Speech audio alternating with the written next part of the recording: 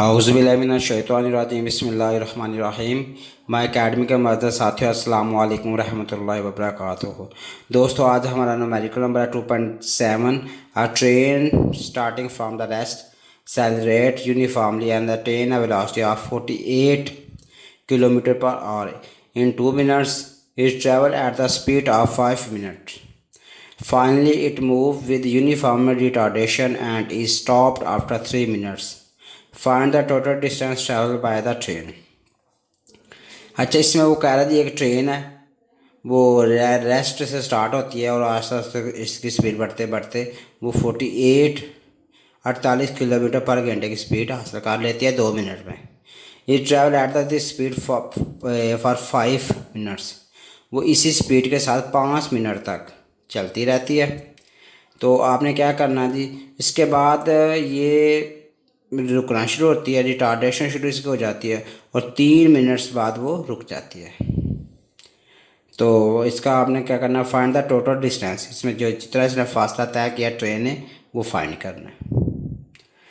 अब हम देखते हैं हमारे पास गिवन डाटा क्या है इसका।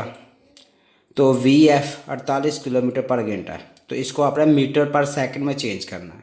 तो आपको पता है 48 किलोमीटर पर आवर है, तो 48 ज़रबे हज़ार, ये हज़ार कहाँ से आया?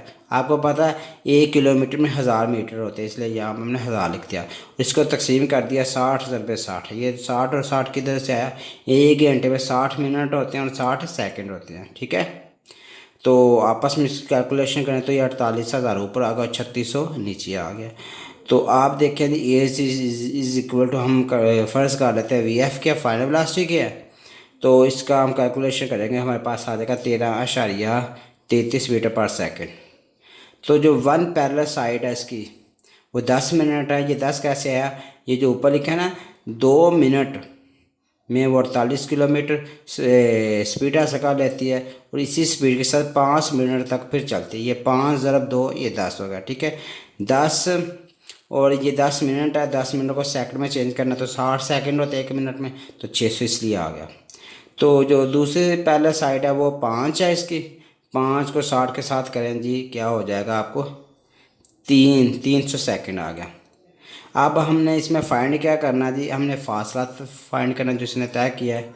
इसका फार्मूला देखते हैं। Formula G S is equal to 1/2 sum of parallel side ज़रब एज। एज किसके इक्वल है? ये वी एफ की इक्वल है।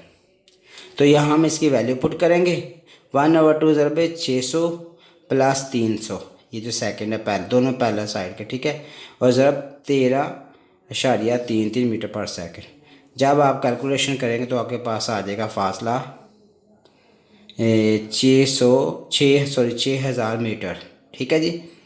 तो नेक्स्ट जो हमारे पास न्यूमेरिकल है वो 2.8 है। A cricket ball is hit vertically upward. एक क्रिकेट की बॉल उसको ऊपर की तरफ फेंका गया है and return to the ground 6 second later. वो वापस ज़मीन पर 6 सेकंड में वापस आ जाती है। तो आपने मैक्सिमम हाइट इसकी रीच बाय बॉल, इसकी मैक्सिमम हाइट मालूम करनी है, कितना वो उसने ऊपर गया, मतलब इसका फासला तय कितना किया वो आपने मालूम करना है। और initial velocity of the ball ये आपने क्या करना है, मालूम करना है। तो देखते हैं हमारे पास गिवन डाटा क्या है जी। V F is equal to 0 metre पर सेकंड, क्योंकि शुरू में हमारी जो बॉल थी वो रेस्ट में थी और T1 इसका 3 सेकंड और T2 भी हमारे पास क्या 3 सेकंड है, तो इसलिए ये 6 सेकंड टोटल टाइम बनेगा। और जी हमारे पास क्या जी 10 मीटर पर सेकंड स्क्वायर, क्योंकि ये ग्रेविटी है इसलिए इसके साथ इसको जी से शोर किया। और ये गेंद के ऑपोजिट वर्क कर रही है, क्योंकि गेंद ऊपर को जा रही है और ज़मीन नीचे को खींच रही है उस बॉल को, तो इसलिए ये माइनस लिख दिया।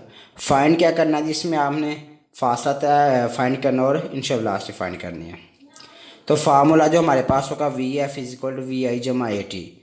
तो वी एफ वी आई जमा जी टी लिख दिया, क्योंकि ग्रेविटी इसलिए एक जगह जी लिख दिया। तो वी आई जब बाहर आ जाएगा तो V F minus G T आ जाएगा। ये रीअरेंज फार्मूले को करेंगे तो हमने वी एफ की वैल्यू लिख दी 0 और जी की वैल्यू लिख दी और टी की वैल्यू लिख दी। इसको आप कैलकुलेट करें तो आपके पास आ जाएगा जी इन दोनों को 30 मीटर पर सेकंड। तो प्लस में आ जाएगा, क्योंकि ये भी माइनस है, ये भी माइनस माइनस आपस में प्लस हो जाएगा। तो हमारे पास जो इसका आंसर आएगा वो वी आई का इनिशियल वेलोसिटी 30 मीटर पर सेकंड, ठीक है। नेक्स्ट जो हमने फाइंड करना है फासला, उसका फार्मूला है जी 2GS is equal to VF² minus VI², और ए की जगह हमने क्या लिख दिया है, G लिख दिया।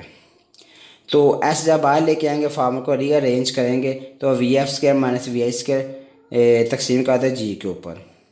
तो VF की से आपको पता है वैल्यू 0 है, माइनस माइनस VI की ये वैल्यू हमने पहले ही फाइंड कर ली है, और इसको तकसीम कर देंगे किसके ऊपर, 2 और G के ऊपर, -10। ठीक है, जब इस सारे फार्मूले को, सारी कैलकुलेशन को आप कैलकुलेट करेंगे तो हमारे पास जो आंसर आ जाएगा वो S is equal to 45 metre आ जाएगा।